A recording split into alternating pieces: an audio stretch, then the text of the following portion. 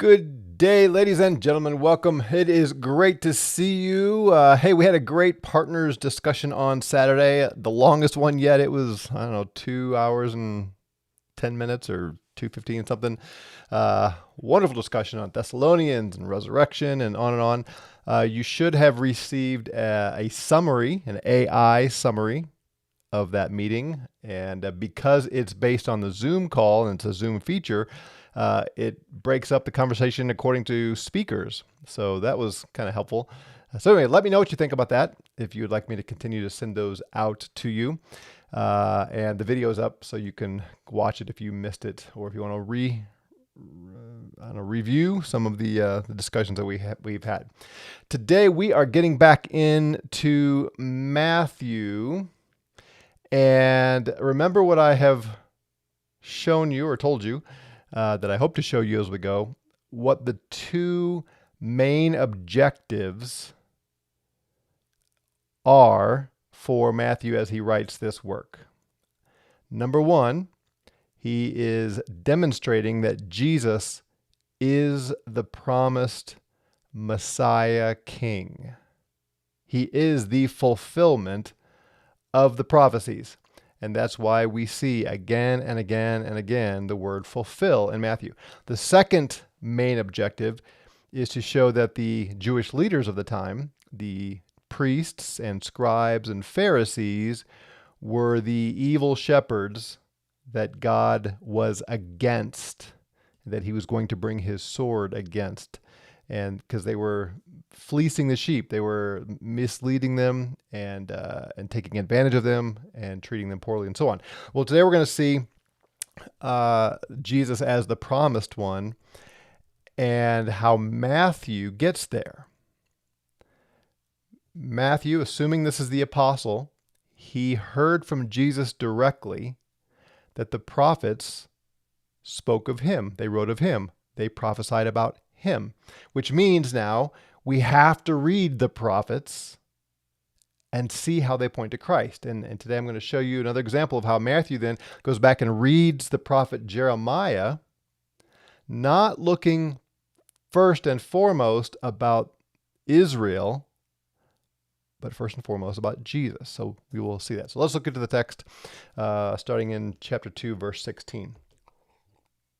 It says, "Then Herod, having seen that he was deceived by the Magi, was very angry." Now, we looked at this last week. Remember, the Magi show up to Jerusalem, say, "Hey, we saw the star of the King of the Jews. Where is he? We want to worship him."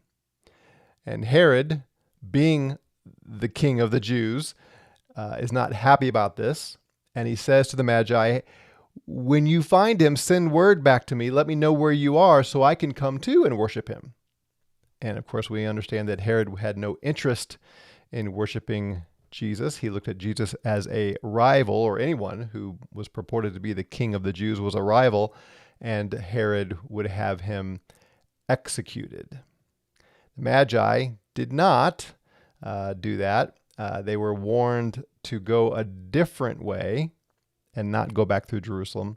And so Herod realizes he's been duped. They're not going to come back and tell him where this king of the Jews is. So he's very angry. And having sent forth, he slew all the male children in Bethlehem and in all its borders from 2 years and under, according to the time that he inquired exactly from the Magi. So he traces the time back. When did the Magi come? Okay, any boy born in the last 2 years could be this one that people are saying is the king of the Jews. So Herod's solution, since he doesn't know which baby it is just kill them all. This is the man known as Herod the Great. He was great at many things, such as building and construction and city development and city planning and diplomacy. Maybe that's not quite the right word, but engaging with other leaders. He was also great at evil. And of course, I don't mean great in a good way.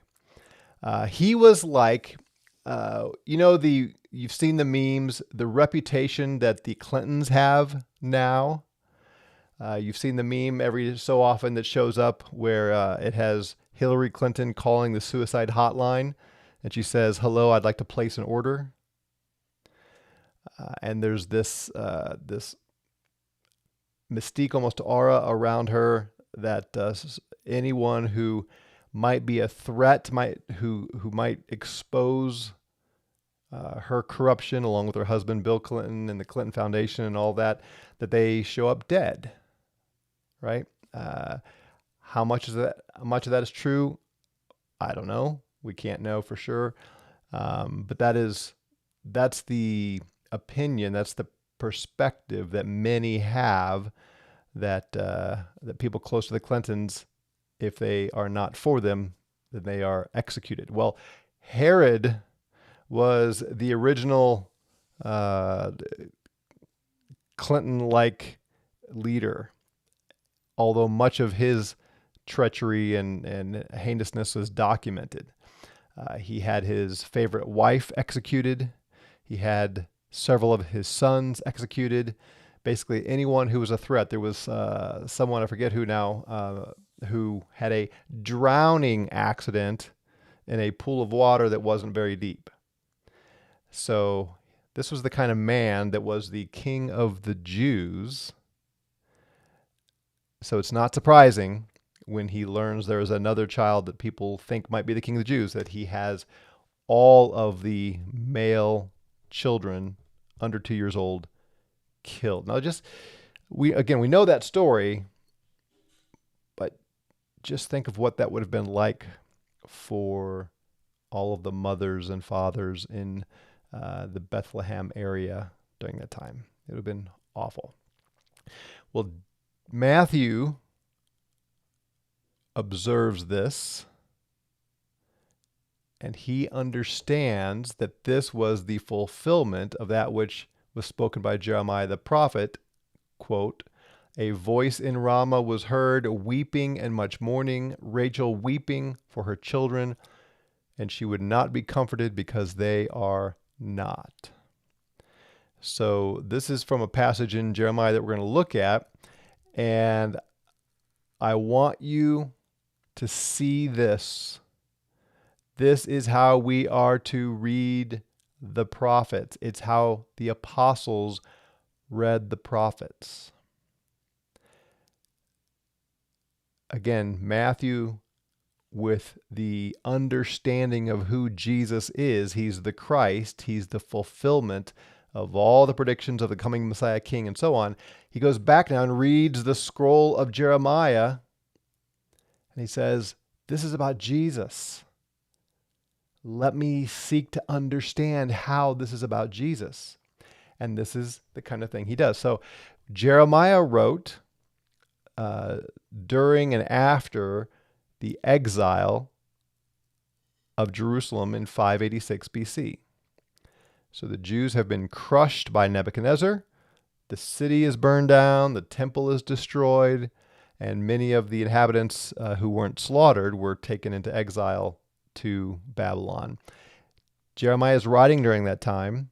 He wrote what we call Jeremiah, and most believe that he wrote Lamentations. He's called the weeping prophet because he wept as he watched the great city of God, David's city, being destroyed, and he knew full well it was the wickedness of the leaders, and he suffered greatly for his calling as a prophet to call out the wickedness of the leaders. So,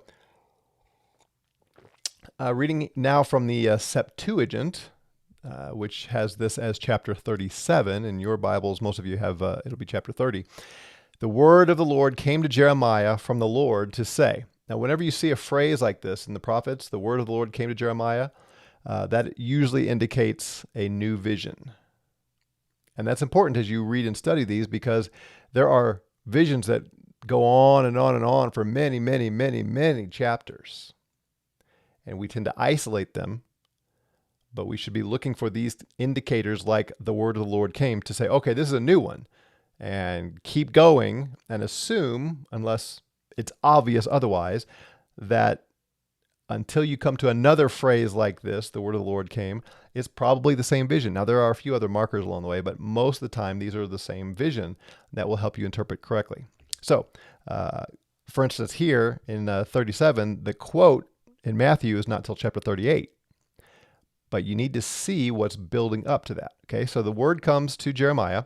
Thus did the Lord, the God of Israel, say, and he's saying this to Jeremiah now, write in a book or in a scroll all the words that I gave you as oracles. Because behold, days are coming, quoth the Lord, says the Lord, and I will bring back the exile of my people, Israel and Judah, said the Lord, and I will bring them back to the land that I gave to their fathers, and they shall have dominion over it. So he says, Jeremiah, write down what I told you. My people are in exile, but the days are coming. I'm going to bring them back, and they are going to rule over the nation. This is so important. And I'm going to resist the urge to go down this path too far, but our dispensational friends read these kinds of statements. The exiles are coming back to Jerusalem, and they will have dominion over it. And they say, that has not happened. And they're right. It hasn't. The exiles do go back to Jerusalem, but they don't have dominion. They are enslaved from this point forward, all the way to the time of Jesus, when they're under Roman rule, with the very brief exception of the Maccabean period. So the dispensationalists read a text like this and say, see, this is a promise of God for the nation of Israel. They're going to go back to Jerusalem and have dominion. And that has not happened yet. Therefore, it must happen. Or else God is a promise breaker. The problem is they don't let Jesus and his apostles tell us what this means. Very important to understand prophecy, to understand what Jesus tells us these things mean. And now with all that's going on with Israel in our day, and even with John MacArthur, who is very, very near going to glory, is what it appears. He was one of the leading voices of the last 50 years teaching a dispensational view of Israel and Jerusalem and all that, and he's wrong. And he's misleading in this area. Now, I don't mean to disrespect MacArthur. I appreciate much of what he's done, but he has led a lot of people to erroneous understanding of the prophets. Let Matthew show you how to read the prophets, okay? So the promise here is they're going to come back to the land and have dominion. And these are the words the Lord spoke with reference to Israel and Judah. Thus did the Lord say, a sound of fear you will hear, fear there is, and no peace. Ask and see if a male gave birth. Isn't that interesting? Can a male give birth? Of course not. Despite what our radical woke fools say in our day, a male can't give birth. And without fear with which they will hold on to loin and safety. Why have I seen every person and his hands are on his loins? Faces turned, they become jaundiced. Because that day is great and there is none like it. It is a limited time for Jacob. And from this he shall be saved. God is going to deliver them. On that day, said the Lord, I will shatter a yoke from off their neck. I will burst their bonds, and they shall no more work for foreigners. And they shall work for the Lord their God. And I will raise up David as their king for them. Do you see that? Or if you are listening via podcast, do you hear that? This day, the days that are coming, where Israel will be brought back from exile and be saved from the rule of others, and they will have dominion, is when he raises up David as their king for them. Who is David, their king? It's Jesus. And we see the New Testament taking all of these prophecies and saying this is not ultimately about the nation of Israel. It is about Jesus and his people, which is the church. So for these purposes, I want you to see the timing of the return from exile is when David comes to be their king. That's Jesus. Thus did the Lord say, I raised up a fracture, your wound was grievous. There is no one to judge your cause. You were doctored into pain. There is no benefit for you. All your friends have forgotten you. They will never inquire, because I struck you with the blow of an enemy. Firm discipline, your sins multiplied relative to all your injustice. He's now recounting how the reason that Jerusalem was destroyed and they were led into exile was because of their great wickedness. Therefore, all who eat you shall be consumed. All your enemies shall eat all their own flesh. Those who plunder you shall become plunder. All those who ravage you, I will give over to ravaging. So those who destroyed them will themselves end up being destroyed. Because I will bring up your healing, and I will cure you from a painful blow, quoth the Lord. Because you were called dispersed. She is our prey, because there is no one seeking for her. Thus did the Lord say, behold, I am bringing back the exile of Jacob, and will have mercy on his captivity. And a city shall be built upon its mound, and the shrine will sit in its rightful place. And again, you see why the dispensationalists keep looking for the return of Israel to build the temple in Jerusalem and all that. No, that's not what this is about, although it does sound that way. But we have to let the New Testament authors tell us what it means. Out of them shall come singers and the sound of merrymakers, and I will make them many, and they will not be made few. And their sons shall go in as formerly, and their testimonies shall be rectified before me, and I will visit those who oppress them. We should have great hope that God will protect his church. And his stronger one shall be over them, and his ruler shall come out from his midst. And I will gather them, and they shall return to me, because who is this that gave his heart to return to me, quoth the Lord? Because a fierce wrath of the Lord has gone forth, a revolving wrath has gone forth, it will become upon the impious. Wrath of the Lord's anger shall not turn back until he has executed and until he has accomplished the undertaking of his heart. In the last days you will understand them. In the last days. So Darren the Immerser, if you're with us today, you said you were doing a biblical theology of last days. Look this up in the Septuagint here. The last days were the first century. At that time, the Lord said, I will become a God to the race of Israel, and they shall become a people to me. Thus did the Lord say, I found him warm in a wilderness with people that perished by dagger. Go and do not destroy Israel. The Lord appeared to him from far away. I have loved you with an everlasting love. Therefore I have drawn you into compassion. Again I will build you, and you shall be built, O virgin Israel. Again you shall take your tambourine and go forth with a gathering of jesters. So you see here the prophecy of the Lord saying, you were destroyed. I brought a nation against you to destroy you, but you shall be rebuilt. Not the actual physical city of Israel. Although that's what it sounds like, we now know that's not what it was talking about. This is not a literal fulfillment. Again, you shall plant vineyards on the mountains of Samaria. Plant and praise, because it is a day of calling of people who argue in the mountains of Ephraim. Rise up and go up to Zion, to the Lord our God. Because thus did the Lord say to Jacob, be glad and neigh for the head of nations. Make heard and give praise. Say, the Lord saved his people, the remnant of Israel. Behold, I am bringing them from the north. I will gather them from the farthest part of the earth, as at the feast of Fasek. That has to do with Passover. And you will breed a large crowd, and they will return here. With weeping they went out. With consolation I will bring them up, making them lodge by canals of water in a straight road. And they shall not wander in it, because I became a father to Israel, and Ephraim is my firstborn. And we've already seen this firstborn language in Matthew's gospel, right? Hear a word of the Lord, O nations, and declare it in the lands far off. Say, he who winnowed Israel will gather him. Winnowing having to do with the wheat and chaff kind of thing where you separate them. And will keep him as he who feeds his flock.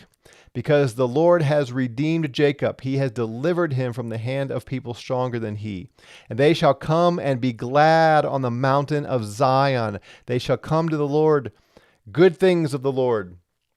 to a land of grain and wine and fruit and cattle and sheep, and their soul shall become like a fruitful tree, and they shall hunger no more. Friends, this is us. We are now, today, experiencing the blessing of the Lord as he calls us to the mountain of Zion and is giving us so many wonderful things. Then shall girls rejoice in a gathering of young men, and the old shall rejoice. And I will turn their mourning into joy. I will make them glad. I will magnify and intoxicate the soul of the priests, sons of Levi, and my people shall be satisfied with good things. But something else is going to happen in that time. Thus says the Lord God, Lord, a voice of lamentation and weeping and mourning was heard in Ramah. Rachel did not want to stop weeping for her sons because they are not.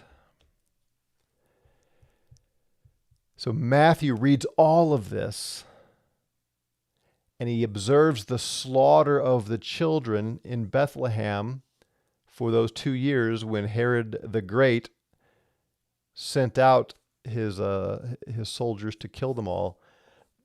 And he's reading all of this, said, okay, when David comes, that's Jesus. Well, he has come. Matthew was there. He saw him firsthand.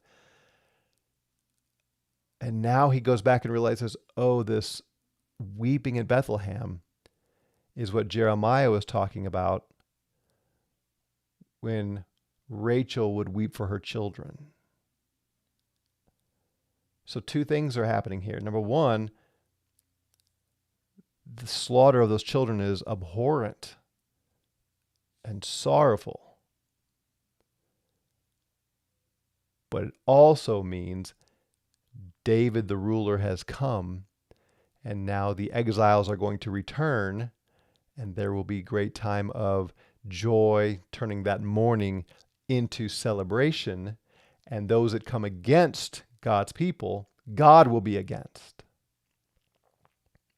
You see what he's doing here? That's why back in Matthew now, when the male children in Bethlehem are executed, Matthew says this was fulfilled, or then was fulfilled, that which was spoken of by Jeremiah the prophet, Rachel weeping for her children and so on. Do you see that? This is so important to show us how to read the Old Testament, especially the prophets. This is how Matthew read the prophets. Does that make sense? Daniel says, sorry for asking, what translation do you use when reading the Old Testament? It depends. So in this case, the quote is from the Septuagint. So what I was reading to you was from the Septuagint. If the quote is from the Masoretic text, then I will often read the New American Standard, which is a pretty good translation of the Masoretic text. Sana says, is it me or is the Greek completely different from our translations? And if so, why? Well, yeah, that's one of the great questions. In some places, the Masoretic text, which your translations are from, which is a Hebrew translation, but it's a Hebrew translation that comes much later than the Septuagint, which is the Greek translation. And there are some significant differences, and that is a great question that I don't have the answer to. I know Darren, the immerser, I don't think he's with us this morning. He's done a lot of study on this, but as have I. And that is one of the great questions. The New Testament authors quote from both of them, which is interesting. So that's as far as I'm going to go with that today. But yeah, it's a great question, Sana, and yeah. All right. So then Herod died. Herod the Great, this one who is responsible for this great wickedness in Bethlehem. He died, and behold, a messenger of the Lord appears in a dream to Joseph in Egypt. Remember, the angel had already told Joseph to take the baby and his mother, Mary, and to flee to Egypt. So now they are in Egypt. And a messenger, an angel, appears to Joseph there, says, having risen, take the child and his mother and be going to the land of Israel, for they have died, those seeking the life of the child. So it's safe to go back to Bethlehem. or to Israel at least, and you can leave Egypt and go back there. And he, having risen, took the child and his mother and came to the land of Israel. And having heard that Archelaus reigns over Judea instead of his father Herod, he was afraid to go there. Archelaus learned from his father how to be cruel and vicious. So it was not quite yet safe to go back into Judea.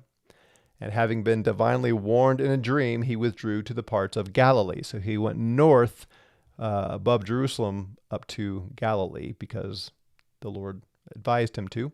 And coming, he dwelt in a city named Nazareth, that it might be fulfilled that was spoken through the prophets, quote, he will be called a Nazarene.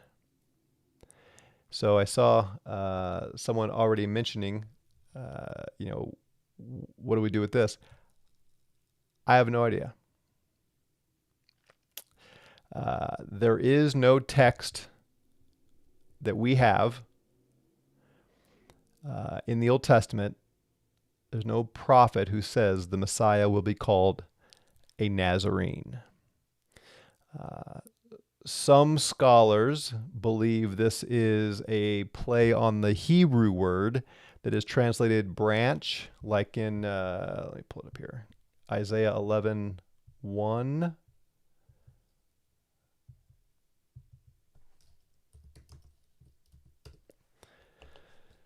So here, a rod shall come out of the root of Jesse. Let me pull up the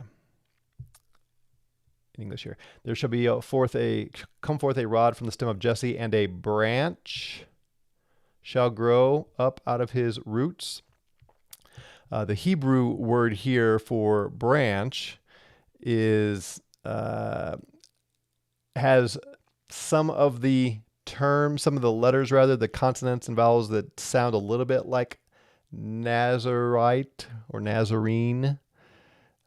So some believe that Isaiah or Matthew is taking this and a branch, taking that as, what does the NAS have here?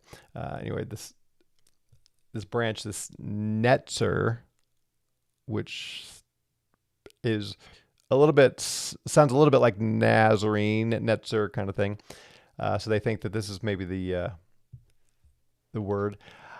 That's not compelling to me. Some think there's some allusion to the Nazarite vow. That's not compelling to me, especially since Matthew says he's called this because he went to Nazareth, not because he became a Nazarite. So I don't know.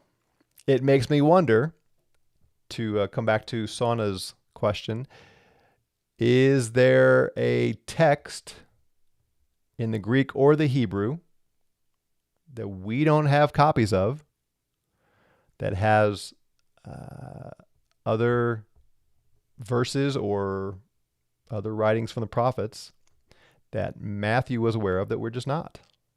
Certainly it's possible. So bottom line is, I have no idea which prophecy is being fulfilled that he'll be called a Nazarene. But Matthew knew, and he said this is to fulfill that. So you can ask me questions, you can offer opinions, and if you have information that's compelling, I'd love to see it. But in all the research I've done, I don't have a satisfactory answer to that.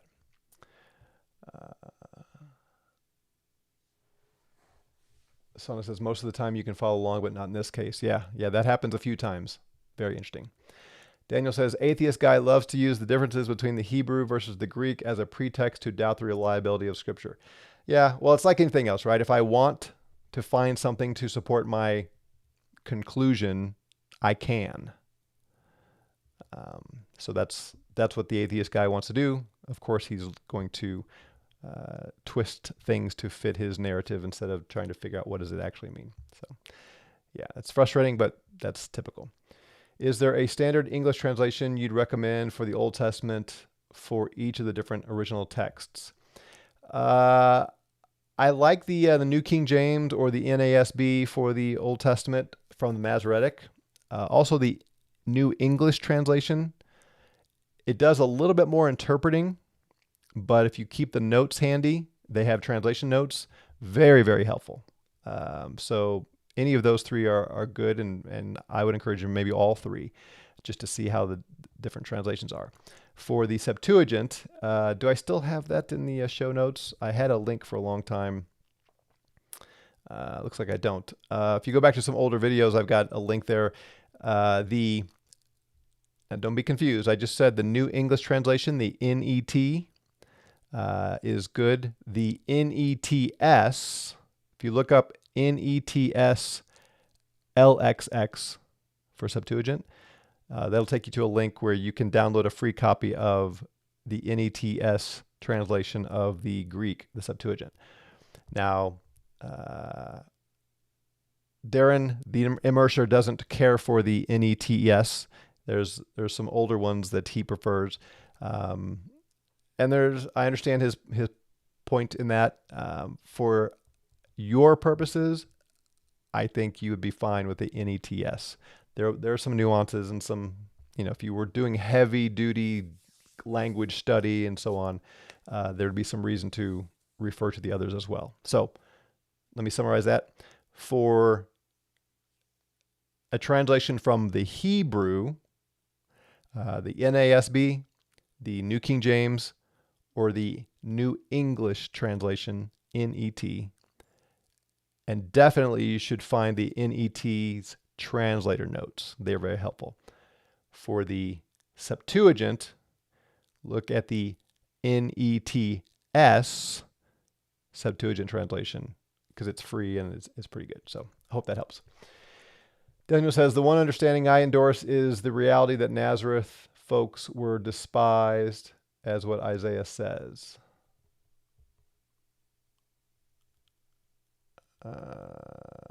Okay. What about Amos 2:11? What's that in reference to?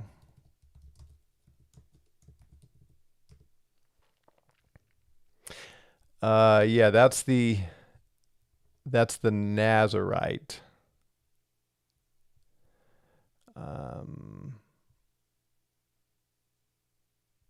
Yeah. But again, Matthew doesn't say he'll be called a Nazarite. He says the reason he's in Nazareth is that's why he's called a Nazarene. So I hear it, maybe. It's not satisfying to me, but it's okay. He was despised, rejected.